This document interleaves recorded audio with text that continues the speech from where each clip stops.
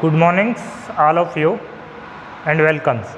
तो last class में students हमने पढ़ा था क्रिस्टल यूनिट्स और उसके टाइप्स के बारे में, अर्थात ये भी पढ़ा था कि अवयव कणों का योगदान कितना होता है, फलक वाले का कितना होता है, सेंट्रल वाले का कितना होता है और जो कॉर्नर वाले का कितना होता है। उसके बाद अपन ने क्रिस्टल तंत्र के बारे में डिस्कस किया था। तो अपन इसी क्लास में आज क्रिस्टल तंत्र के बारे में डिस्कस करेंगे। उसी के अंदर 7 क्रिस्टल तंत्र अर्थात 7 क्रिस्टल सिस्टम्स क्या होता है उसके बारे में पढ़ेंगे। तो सिंपली अपन ने एक लास्ट क्लास में बात ये भी पढ़ी थी पिछली क्लास में कि सिंपल क्रिस्टल जालक, साधारण क्रिस्टल जालक में क्या होता है, अवयव कण केवल कहाँ पर व्यवस्थित रहते हैं, कॉर्नर पर। कहाँ पर व्यवस्थित रहते हैं, कॉर्नर पर। तो साधारण क्रिस्टल जालक को और 7 प्रकार की व्यवस्थाओं में विभाजित किया गया। किसको, सिंपल क्रिस्टल लेटिक्स को, साधारण क्रिस्टल जालक को 7 प्रकार की व्यवस्थाओं में विभाजित किया गया। इन्हीं 7 प्रकार की व्यवस्थाओं को 7 क्रिस्टल सिस्टम अर्थात 7 क्रिस्टल तंत्र कहते हैं। तो ये तो हो गई इसकी डेफिनेशन, किसकी, 7 क्रिस्टल सिस्टम्स की, कि सिंपल क्रिस्टल जालक को अर्थात साधारण क्रिस्टल जालक को 7 प्रकार की व्यवस्थाओं में और विभाजित किया गया। इन्हीं व्यवस्थाओं को नाम दे दिया गया 7 क्रिस्टल सिस्टम अर्थात 7 क्रिस्टल तंत्र। अब ये व्यवस्थाएं अर्थात इनका डिवाइडेशन किस आधार पर होता है, इसका मुख्य रीजन होता है कि अपन ने लास्ट क्लास में ये भी पढ़ा था यूनिट सेल्स के पैरामीटर के बारे में। तो बताओ, यूनिट सेल्स के 6 पैरामीटर अपन ने पढ़े थे।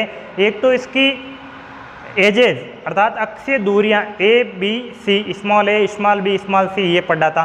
फिर एक इंटरफेशियल एंगल्स पढ़े थे, उनके मध्य अक्षीय कोण अल्फा बीटा और गामा। तो मैंने ये भी बताया था उस क्लास में कि सिंपल क्रिस्टल जालक या साधारण एकक कोष्टिका के लिए क्या होता है, ए बराबर बी बराबर सी और अल्फा बराबर बीटा बराबर गामा और इनकी वैल्यू 90 डिग्री। तो इन्हीं एजेज अर्थात अक्षीय दूरियां तथा इंटरफेशियल एंगल्स के आधार पर और 7 प्रकार के क्रिस्टल तंत्र बनते हैं, अर्थात सरल क्रिस्टल जालक को 7 प्रकार की व्यवस्थाओं में विभाजित करते हैं। उनका अपन एक सारणीबद्ध अध्ययन करेंगे। तो देखिएगा किस प्रकार सारणी बनती है। तो सारणी में सबसे पहले अपन नेम लिखेंगे क्रिस्टल, इधर से स्टार्ट कर देते हैं, क्रिस्टल तंत्र का नाम सबसे पहले लिखेंगे अपन क्रिस्टल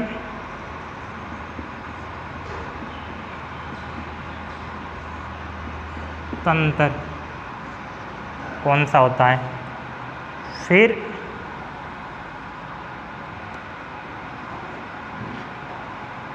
अक्षीय दूरियां अर्थात जो एजेस थे ना ए बी और सी।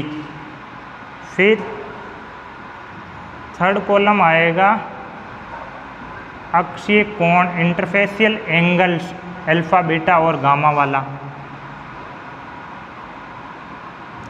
फिर आएगा number of crystal system, number of unit cells, sorry number of unit cell, ये वाली चीज। अब देखो क्रिस्टल तंत्र के क्या क्या नाम है उसको अपन एक सिंपल ट्रिक से याद करेंगे। वो ट्रिक क्या है, इधर देखिएगा। ट्रिक है सी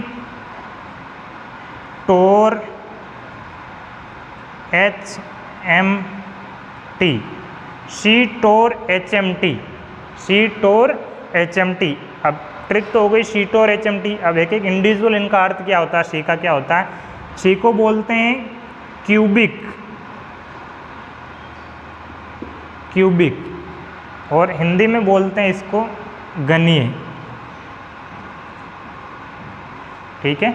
टी को बोलते हैं टेट्रागोनल, टी का नाम क्या है, टेट्रागोनल। इसको बोलते हैं हिंदी में चतुष्फलकीय, क्या बोलते हैं, चतुष्फलकीय। ओ को बोलते हैं इंग्लिश में ऑर्थोरोम्बिक, ऑर्थोरोम्बिक और इसको हिंदी में बोलते हैं विषम लंबाक्ष, विषम लंबाक्स। आर को बोलते हैं रोम्बोहाइड्रल,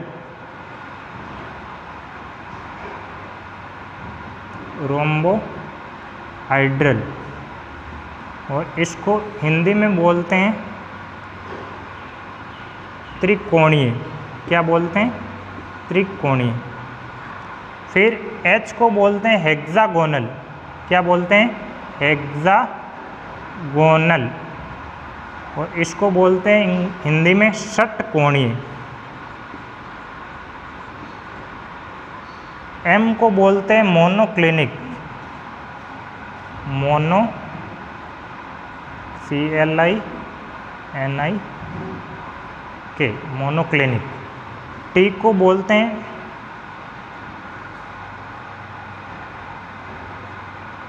ट्राइक्लिनिक, सॉरी क्या बोलते हैं? ट्राइक्लिनिक।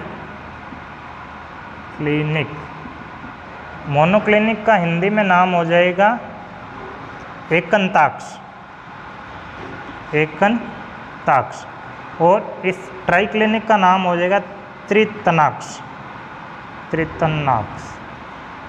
तो ये तो इन सब के हिंदी वर्जन, और ये वाले इंग्लिश। तो ये सब क्रिस्टल तंत्र के नाम है। घनी अपन ने पढ़ रखा है।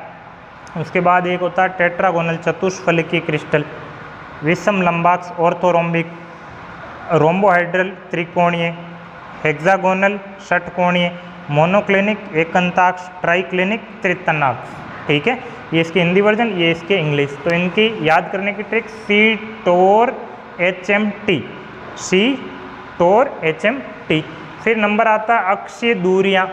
अलग, सबके लिए अलग अलग अक्षीय दूरियों की वैल्यू होगी। तो उसके लिए भी एक सिंपल तरीका है। ऐसे करेंगे अपन, सबसे पहले अपन लिखेंगे, इसके लिए हो जाएगी घनी के लिए तो अपन ने पढ़ रखा है सिंपल क्यूबिक यूनिट सेल या सिंपल क्रिस्टल लेटिस के लिए क्या होता है, इनकी दूरियां समान होती, A बराबर B बराबर C, A बराबर B बराबर C। फिर इसके लिए आप कर दो A बराबर B, B not is equal to C, ये हो गई। फिर इसके लिए A not is equal to B, B not is equal to C। फिर ये तीन सिंपल याद रख लो।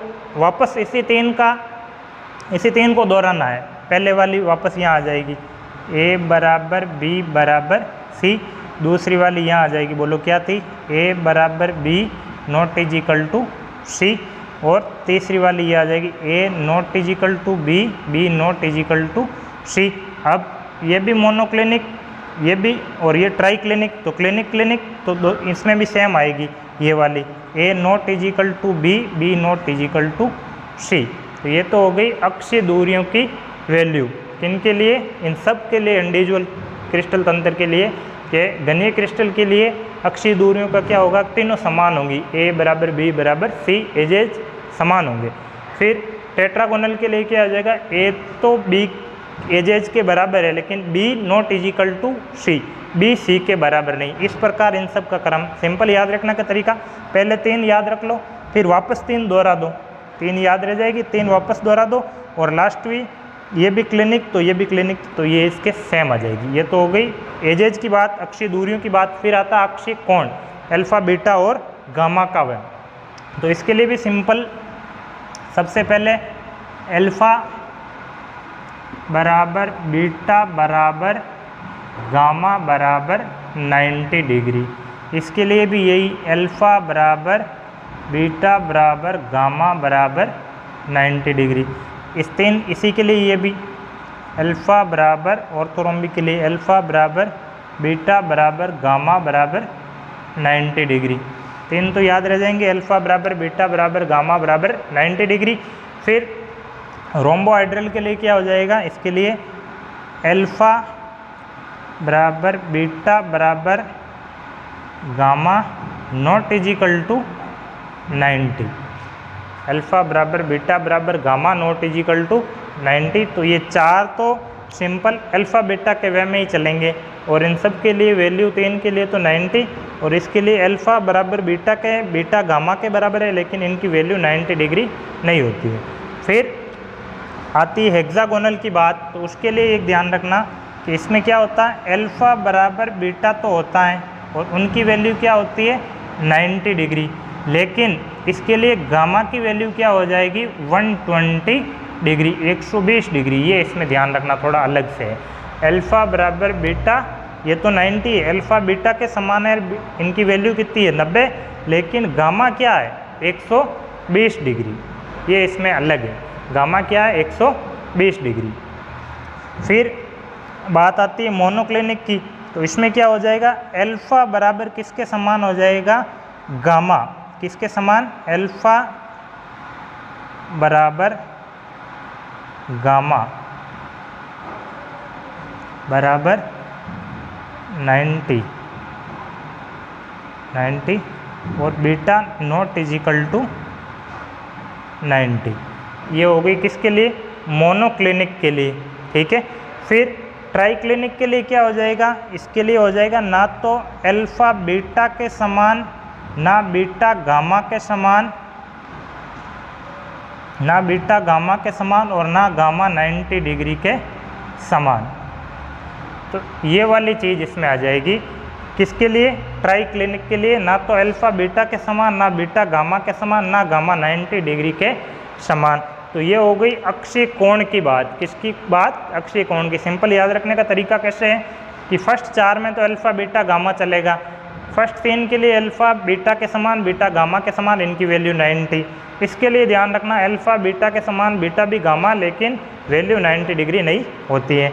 फिर इसमें ध्यान रखना अल्फ़ा और बीटा की वैल्यू 90 डिग्री, लेकिन गामा की वैल्यू 120 डिग्री। किसके लिए, हेक्सागोनल के लिए, षटकोणी के लिए, यहाँ से थोड़ा चेंज हो जाता है। फिर इसके लिए अल्फ़ा और गामा समान होता है और उनकी वैल्यू होती है 90 डिग्री और बीटा नॉट इजिकल टू 90। फिर त्रितनाक्ष के लिए क्या होता है, अल्फ़ा बीटा के, alpha not is equal to beta, beta not is equal to gamma और गामा नॉट इजिकल टू 90। इनके लिए तीनों ही अलग अलग और ना ही इनकी वैल्यू 90। फिर नंबर ऑफ यूनिट सेल्स के लिए एक नंबर से आपको ट्रिक से याद रखना है 342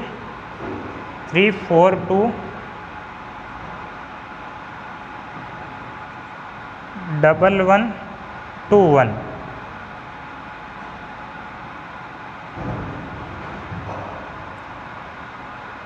सॉरी 324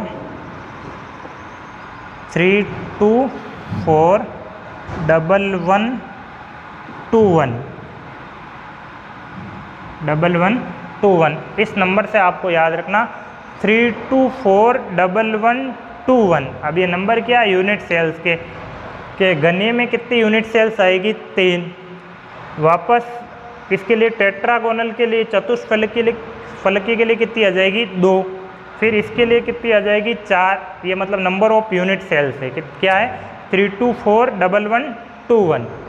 3241121 इस फ़ोन नंबर याद रखते हैं, वैसे इसको एक सीरियल से याद रखना है 3241121। अब देखो इनकी गिनती कितनी हो गई 325 549 10 11 11 और 2 13 13 और 14।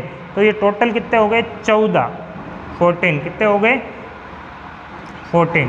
इन टोटल की वैल्यू कितनी हो गई 14। कितनी हो गई 14। तो ये टोटल 14 प्रकार की व्यवस्थाएं होती हैं सरल क्रिस्टल तंत्र के अलावा। कितनी हो सकती है 14 प्रकार की। तो इन 14 प्रकार की इन्हीं व्यवस्थाओं को नाम दे दिया है ब्रेवे जालक। क्या नाम दे दिया, ब्रेवियस लेटिक्स बोलते हैं इंग्लिश में और हिंदी में बोलते हैं ब्रेवे जालक। क्या नाम हो गया इसका, ब्रेवे जालक। इन 14 का टोटली कंबाइंड नाम क्या हो गया, ब्रेवे जालक।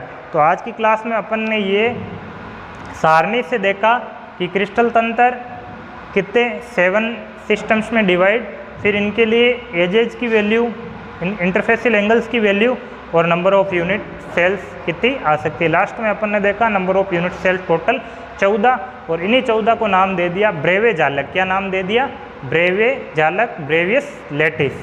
ठीक है, तो ये आपके बोर्ड की दृष्टि से ऐसे इम्पोर्टेंट है, इसमें से छोटा क्वेश्चन बनेगा। फिर इससे ज़्यादा ये कंपटीशन की दृष्टि से बहुत ज़्यादा इम्पोर्टेंट है। आप 12th के बाद जो भी अपने मेडिकल और आईआईटी से संबंधित एग्जाम देंगे उसके लिए इसमें से बहुत छोटे क्वेश्चन आते हैं कि कहीं से भी पूछ लेते हैं कि भाई इसके लिए क्यूबिक के लिए अक्षीय दूरियों की वैल्यू क्या होगी, या टेट्रागोनल चतुष्फलकीय के लिए अक्षीय कोण क्या होगा। ऐसे मतलब छोटे क्वेश्चन आते रहते हैं, या नंबर ऑफ यूनिट सेल्स के बारे में पूछ लेते हैं। तो आज की क्लास में अपन ने इसी सारणी को डिस्कस किया। तो आज की क्लास में अपन इतना ही पढ़ेंगे। आपको ये वीडियो पसंद आए तो इसको लाइक करें, इस चैनल को सब्सक्राइब करें और अपने बोर्ड के जितने भी साथी हैं उसके साथ ही इस वीडियो को ज़्यादा से ज़्यादा शेयर करें। धन्यवाद।